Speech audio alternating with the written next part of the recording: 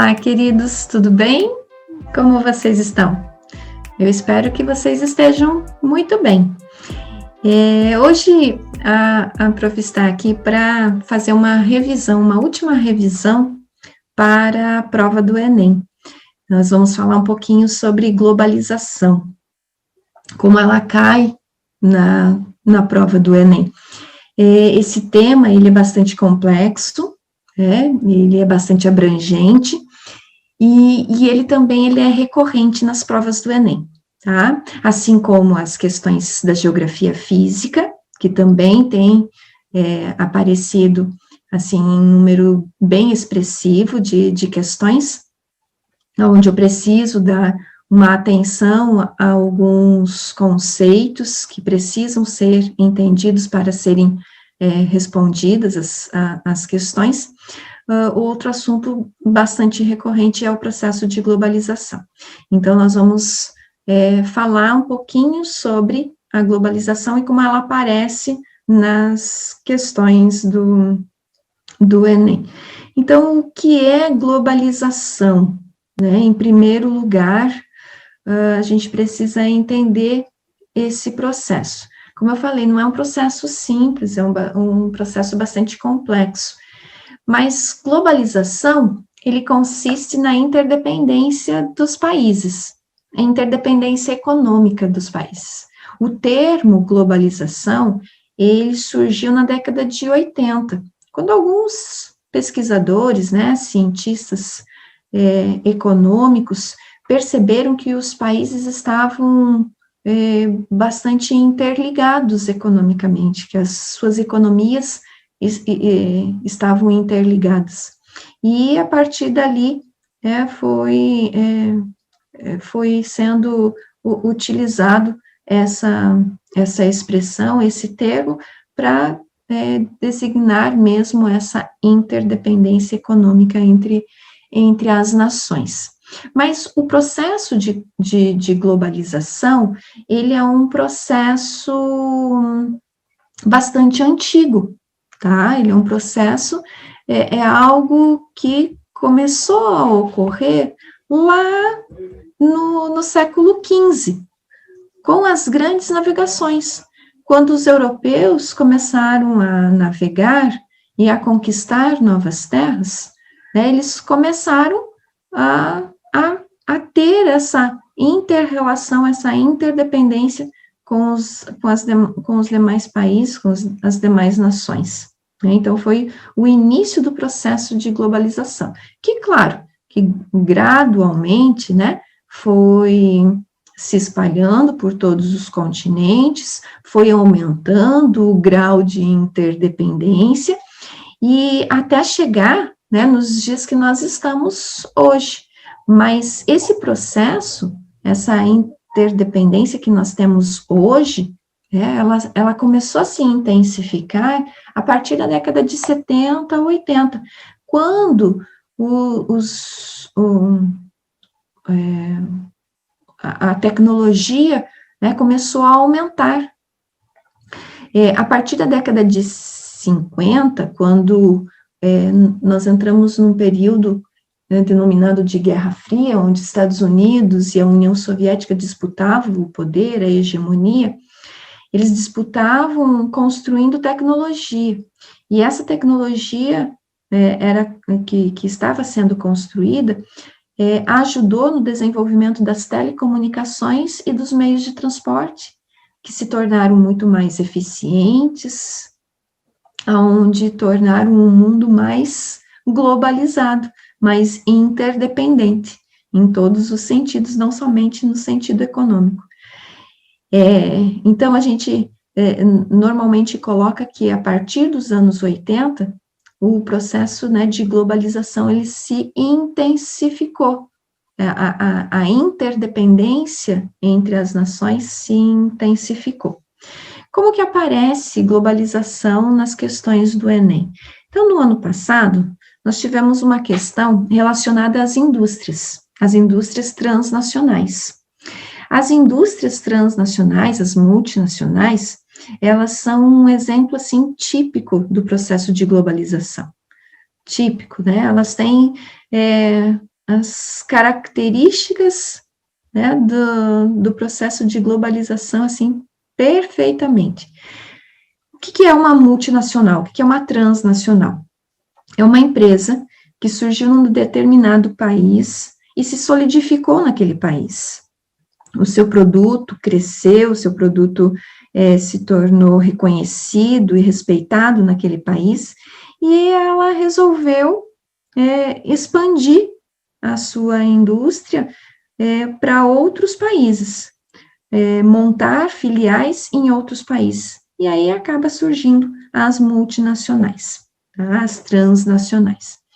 Essas multinacionais, elas começaram a aparecer em maior quantidade a partir da década de 1950. Não que não existiam antes, existiam, poucas, mas existiam. Mas o grande número de multinacionais, né, que começaram a aparecer foi a partir dos anos 50. E hoje essas multinacionais, elas estão espalhadas por vários países.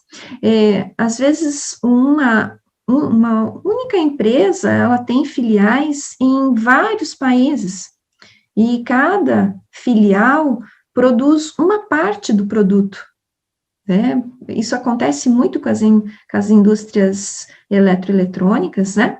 Onde as peças de um computador, por exemplo, os componentes são produzidos em vários lugares, em vários países, né?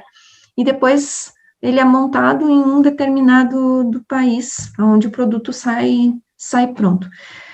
É uma característica hoje, né, desse mundo globalizado, interligado, onde as fronteiras físicas não existem, né? No mundo globalizado econômico, né? Então, esse texto vai falar das multinacionais, dessa diferença, né, que ocorre com as multinacionais, e também vai colocar que essas multinacionais, elas estão espalhadas por vários países, mas há uma concentração maior, um dinamismo maior em uma área do planeta, do leste asiático, tá? Então, o texto diz o seguinte: a reestruturação global da indústria, condicionada pelas estratégias de gestão global da cadeia de valor dos grandes grupos transnacionais, promoveu um forte deslocamento do processo produtivo, até mesmo de plantas industriais inteiras, e redirecionou os fluxos de produção e de investimento. Entretanto, o aumento da participação dos países em desenvolvimento no produto global deu-se de forma bastante assimétrica, quando se compara o dinamismo dos países do leste asiático com o dos demais países, sobretudo os latino-americanos, no período de 1980 a 2000. A dinâmica de transformação da geografia das indústrias descrita expõe a complementaridade entre dispersão espacial e concentração econômica. Essa dispersão espacial aconteceu porque os países do leste asiático, eles deram mais atenção à exportação. A produção das suas indústrias estava destinada não para atender o mercado interno, e sim para atender o mercado externo. Então, esses países, eles acabaram atraindo um número muito grande de indústrias multinacionais. Claro, elas estão espalhadas por por vários países do mundo, mas de forma assimétrica. Por quê? Porque há um dinamismo maior no leste asiático. Eu colocaria também o sudeste asiático aqui nessa relação, né? Essa área, as indústrias que se instalaram ali, elas tinham um propósito, a exportação. Tá? E isso fez com que ocorresse um dinamismo maior nessa área, uma concentração econômica maior nessa área do que nas demais áreas. Os países latino-americanos, vou citar o exemplo do Brasil, nós atraímos multinacionais para cá, sim, mas o objetivo da industrialização brasileira, que foi de forma tardia, o objetivo era produzir para abastecer o mercado interno. Esse foi o objetivo da industrialização brasileira, certo? Então, nós temos multinacionais, mas em número menor do que o do leste asiático. Então, aqui as outras alternativas, nenhuma delas está de acordo com o texto, tá? Porque aqui está pedindo, né, a dinâmica de transformação das indústrias que está sendo citada no texto. E o texto não fala de autonomia tecnológica, não fala de crise de abastecimento, não fala de descentralização política, nem de compartilhamento de lucros. Você poderia até ficar em dúvida, né, quanto à letra E, compartilhamento de lucros, né, você até poderia dizer assim, então tem um lugar que tem muitas multinacionais, então muita produção, bastante lucro, vai ter lucro para todos. Não, o lucro produzido pelas multinacionais vai para a matriz da multinacional, não fica nos países em desenvolvimento, subdesenvolvidos. O lucro vai ser direcionado para a matriz, que está localizado em um país desenvolvido, na sua grande maioria, na maior parte, né, das multinacionais, a matriz está localizada nos países desenvolvidos, tá? Então, falando ainda de multinacional, né, o que seria uma multinacional e quais seriam os benefícios que essas multinacionais têm para se instalarem em países em desenvolvimento? Eles vão buscar mercado consumidor, como é o caso do Brasil, né, um mercado consumidor abrangente, mas eles também vão buscar redução e isenção de impostos, mão de obra barata e matéria-prima barata, né, outro benefício que as multinacionais buscam, e infraestrutura, e é o que muitas das multinacionais que foram se instalar lá no leste e sudeste asiático buscaram infraestrutura, né? Por quê? Porque os países de lá, eles investiram no desenvolvimento de portos, aeroportos, justamente meios de transporte que vão dar o suporte para a exportação, né? Então, a infraestrutura é extremamente importante. A China, o leste da China, tem várias zonas econômicas especiais. São áreas que o governo pré-estabeleceu para que as multinacionais se instalassem nesses lugares e que elas tivessem todo o acesso a portos e aeroportos para facilitar o escoamento da produção. Então, infraestrutura também é um ponto que as multinacionais procuram, né, quando vão se instalar em países subdesenvolvidos. Nesse mapa, eu tenho, né, a divisão dos países ricos, desenvolvidos, e os países pobres, subdesenvolvidos. Os países desenvolvidos, eles vão ser a sede da grande maioria das multinacionais, né? Estados Unidos, aqui no continente europeu, a Alemanha, a França, a Inglaterra, o Japão, são países desenvolvidos, são países desenvolvedores de tecnologia, e são os países onde as sedes das multinacionais estão, Nas sedes das multinacionais,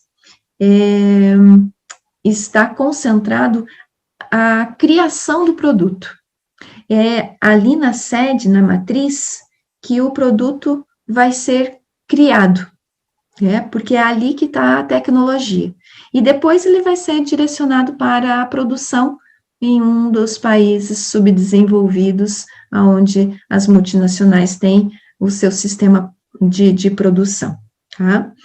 Nesse próximo mapa, ele mostra o fluxo do transporte aéreo, tá? As áreas que estão em branco, né, as linhas em branco, elas são as linhas que fazem voos curtos, regionais. E o azul mostra os voos mais longos, né, de continente para outro continente. E nesse mapa, mostra perfeitamente o que a professora falou no início, da diferença do processo de globalização nos países, né? Não é que o Brasil não seja globalizado, mas nós estamos num processo secundário de globalização, assim como a África também. Por quê? Porque os países desenvolvidos, né, os desenvolvedores de tecnologia, é onde concentra essa interdependência entre os países, esse maior dinamismo do processo de globalização, né? E o Brasil, a África, não só o Brasil, né, colocar a América do Sul como um todo, continente africano, são países ali localizados, né, nesses continentes que estão dentro do processo de globalização, mas num ritmo menor, num nível menor, secundário, tá? Como que a globalização pode aparecer em termos geopolíticos, né? Pode aparecer com questões relacionadas ao G20, ao G7, pode ter questões relacionadas ao BRICS, ou à ONU, como é o caso dessa questão. Nessa questão, o texto fala sobre o Conselho de Segurança, e aí ele diz o seguinte: Brasil, Alemanha, Japão e Índia pedem reforma do Conselho de Segurança.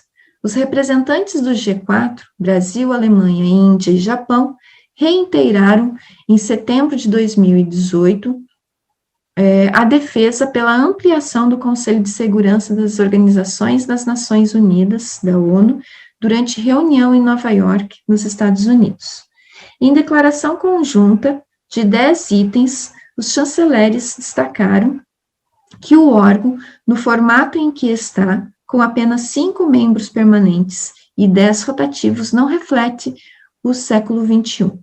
A reforma do Conselho de Segurança é essencial para enfrentar os desafios complexos de hoje, como aspirantes a novos membros permanentes de um conselho reformado, os ministros reiteraram seu compromisso de trabalhar para fortalecer o funcionamento da ONU e da ordem multilateral global, bem como seu apoio às respectivas candidaturas, afirma a declaração conjunta. Os países mencionados no texto justificam sua pretensão com base na seguinte característica em comum. Bom, aqui os países citados, Brasil, Alemanha, Índia e Japão. Esses 4 países, né, foi denominado de G4, eles estão pedindo a reforma do Conselho de Segurança. E por que eles estão pedindo a reforma do Conselho de Segurança? E a pergunta é o que eles têm em comum, né? Uma característica em comum entre eles. A característica em comum entre eles é o protagonismo em escala regional. Mas o que significa isso? Bom, primeiro, vamos entender o Conselho de Segurança. O Conselho de Segurança é um órgão da ONU, assim como a Assembleia Geral, o Conselho Econômico e Social, a Corte Internacional de Justiça, o Secretariado Geral. O Conselho de Segurança da ONU, ele é um órgão com 15 países, 10 rotativos, que mudam de 2 em 2 anos, e 5 permanentes, que estão no poder desde 1945, portanto, desde a formação da ONU. Foram os países que, vamos dizer assim, fundaram a ONU e os países que saíram vencedores da Segunda Guerra Mundial, né? Estados Unidos, a União Soviética na época, hoje Federação Russa, a China, o Reino Unido e a França. Esses, então, eles são os membros permanentes do Conselho desde 1945, e eles têm o poder de veto. E aí, esse poder é um poder muito grande, é um poder de vetar resoluções. O que isso significa? Se estão sendo discutidos projetos, ou está sendo votado um determinado projeto, se todos os países votarem a favor do projeto, mas um membro permanente vota contra, esse projeto ele é arquivado. Então, é um poder muito grande nas mãos apenas de 5 países. E é isso que os países do G4, né, como eles se identificaram, como eles se identificam, né, é isso que os representantes desses países estão pedindo, para que haja uma mudança, uma ampliação no número de países do Conselho de Segurança e, principalmente, no número de países membros permanentes do Conselho, que possuem o poder de veto. Que mais países possam ter esse poder de veto, não somente esses 5 que foram, né, os vencedores da Segunda Guerra Mundial. Hoje, já existem países com influência regional, influência nas regiões onde elas estão localizadas. E é isso que tem em comum entre o Brasil, a Alemanha, o Japão e a Índia. Esses países, eles são protagonistas, eles têm destaque aonde eles estão localizados, na região onde eles estão localizados. O Brasil, por exemplo, se destacando na América do Sul, na América Latina, a Alemanha se destaca lá no continente europeu, o Japão se destaca no leste da Ásia, a Índia no sul da Ásia. Então, eles têm um papel econômico e político de destaque aonde eles estão localizados. Por isso, protagonismo em escala regional. Eles se destacam aonde eles estão localizados, né? Então, é isso que eles têm em comum, e é por isso que eles pedem, né, para que haja uma mudança, e se essa mudança ocorrer, eles são candidatos a fazer parte do Conselho Permanente. O Brasil já foi mais de 10 vezes membro rotativo, justamente mostrando, né, a intenção de fazer parte como membro permanente do Conselho, né? Ele já foi várias vezes rotativo, né? Mais de 10 vezes rotativo, mas pede e sempre mostra a sua vontade para ser um membro permanente, tá? Analisando as outras alternativas, né? Porque aqui pede uma característica em comum desses países para que eles para justificar o pedido deles, né, de mudança do Conselho. Aqui diz extensividade de área territorial. O Japão é minúsculo, a Alemanha também não tem área territorial muito grande, então não é algo incomum. Investimento em tecnologia militar, o Brasil não tem, o Japão também não. Desenvolvimento de energia nuclear, o Brasil não tem, a Alemanha disse está desativando algumas de suas usinas nucleares. Disponibilidade de recursos minerais, a Alemanha e o Japão, justamente por ter um território menor, né, não tem disponibilidade de recursos minerais, assim, expressivos, né, então, não são características em comum entre eles, e sim, a posição que eles exercem na região onde eles estão localizados. Tá certo? Então, eu espero que essas dicas tenham sido valiosas, se vocês tenham anotado. Desejo tudo de bom, vou estar torcendo por vocês no dia da prova, para que vocês possam lembrar de tudo que estudaram, que vocês façam, né, uma boa prova, alcancem os objetivos, e vou estar orando por vocês para que façam uma boa prova. Beijo e até mais.